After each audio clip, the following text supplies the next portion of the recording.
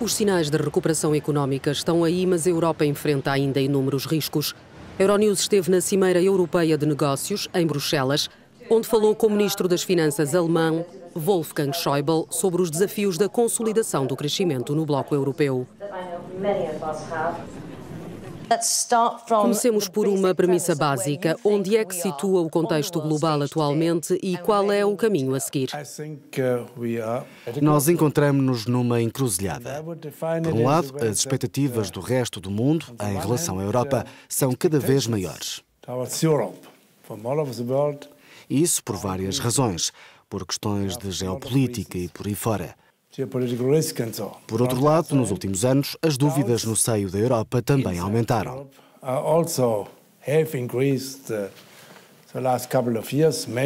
Talvez o Brexit tenha mudado um pouco as coisas. Mas até essa altura, muitos Estados-membros viram os movimentos eurocéticos crescer.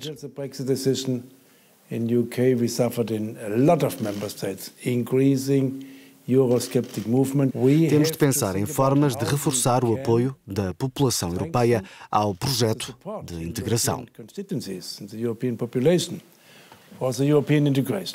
Não são questões propriamente novas. Numa altura em que o FMI fala sobre protecionismo, sobre eventuais guerras comerciais, o senhor, tal como Mário Draghi, não parece estar muito preocupado com isso.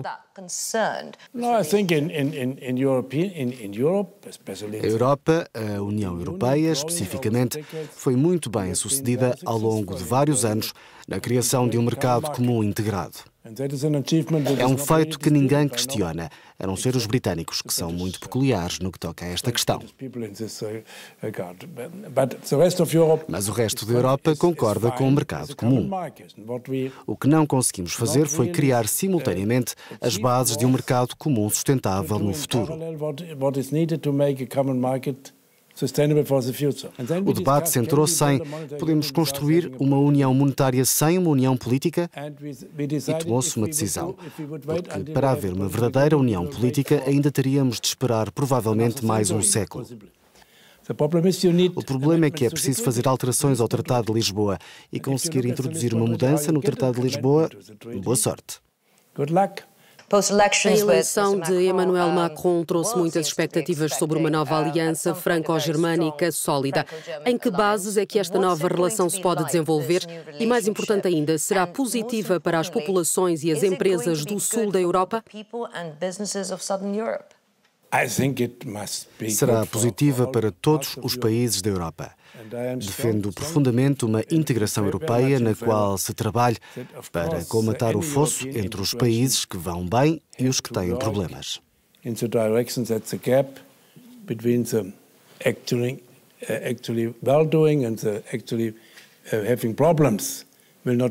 Temos de partilhar os riscos, mas não podemos só partilhar os riscos.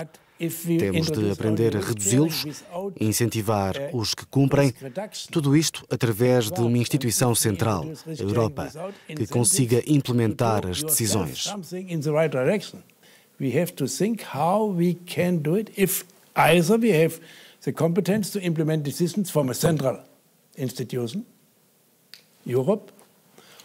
Se todos se portassem tão bem como a Espanha se portou nos últimos anos, não havia problemas na zona euro.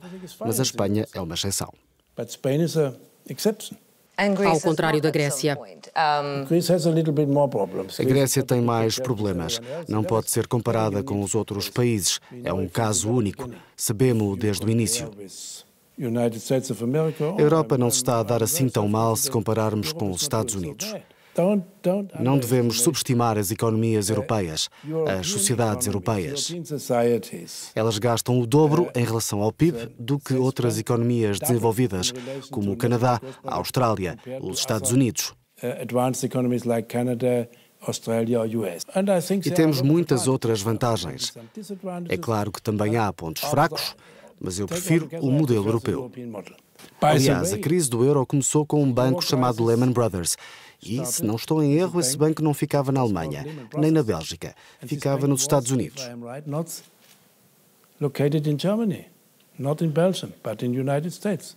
Alemanha assume agora a presidência do G20. A administração Trump e o secretário do Tesouro americano gostariam muito de restabelecer as coisas como eram antes. Como é que vê isso?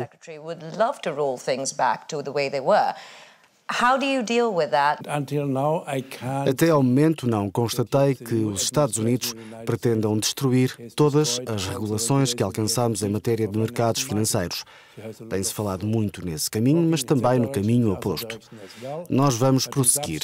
Não creio que o protecionismo seja um perigo para a Europa. E para o resto do mundo? Para o resto do mundo é, mas a Europa está a lutar contra o protecionismo e creio que há fortes possibilidades de permanecermos na lógica dos mercados livres e da competição. É claro que a China, a Índia e outras economias emergentes estão a avançar nessa direção. No entanto, não podemos subestimar o poder de atração dos valores e princípios da União Europeia, mesmo perante todos os problemas que enfrentamos na Europa. Combater os nacionalismos, por exemplo, é um desafio para cada um de nós. Talvez o Brexit tenha servido para acordar algumas pessoas. Agora há quem diga, afinal a integração europeia não é assim tão má. Foi curioso ver como entre a primeira e a segunda voltas das eleições presidenciais francesas, a senhora Le Pen passou a declarar que afinal não pretendia sair da União Monetária, uma vez que as sondagens diziam que 75% da população francesa pretende ficar na zona euro.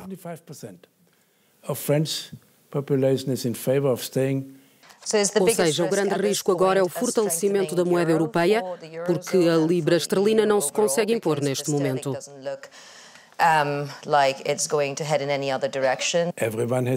Toda a gente tem os seus próprios desafios a enfrentar. Creio que os britânicos vão perceber-se do erro que foi o Brexit. O que é que um euro mais forte implica para as empresas europeias? O sul da Europa tem capacidade para suportar isso? Claro que tem. A Espanha faz parte do sul da Europa e tem capacidade. A Itália tem graves problemas políticos. A maior parte dos problemas em Itália tem uma origem política. Há muitos italianos que dizem não confiar em nenhum líder político ou partido. E o resultado é que acabam por dar confiança a uma personagem que é uma caricatura, o movimento 5 estrelas, Beppe Grillo. São a prova que a Itália tem um problema de confiança em relação aos líderes políticos, mas acredito que vão conseguir ultrapassar esta fase tal como outros Estados-membros conseguiram. Portugal está a ir muito melhor do que o previsto. Mas conseguem aguentar um euro mais forte? Acredito que o crescimento seja maior do que o esperado. Na Alemanha, prevíamos 1,6% para este ano. No primeiro trimestre, já tínhamos alcançado 0,6%. Ou seja, há uma dinâmica de recuperação económica. É o que está a acontecer em Espanha, em Portugal e espero venha a acontecer em Itália e na Grécia, claro.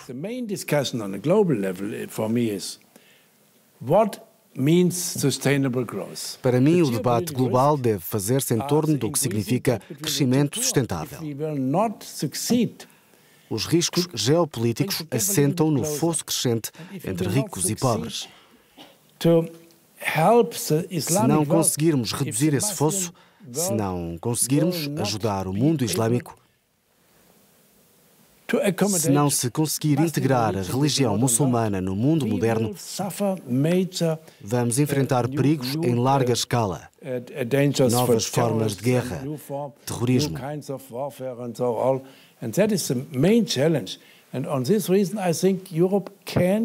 Se a Europa tiver a força suficiente para alcançar um crescimento sustentável e criar sociedades realmente livres, de forma a haver união entre toda a gente,